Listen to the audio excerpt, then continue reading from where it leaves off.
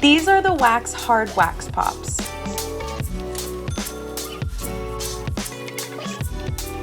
These wax pops can be used to remove unwanted hair on the face and body without strips, and the popsicle stick can be used to apply the wax.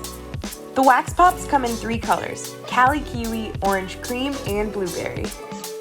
First, we have to melt it down. Place the wax pop in the wax melting pot and heat it up in the microwave for 5 minutes in 1-minute intervals until it fully melts.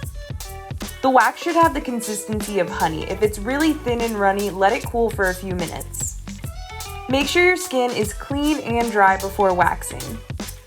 Once the wax is the right consistency and temperature, apply it in the direction of hair growth with light pressure. Then pull the skin taut and quickly peel off the wax. These wax pops not only remove the hair really well, they're also just so easy to use.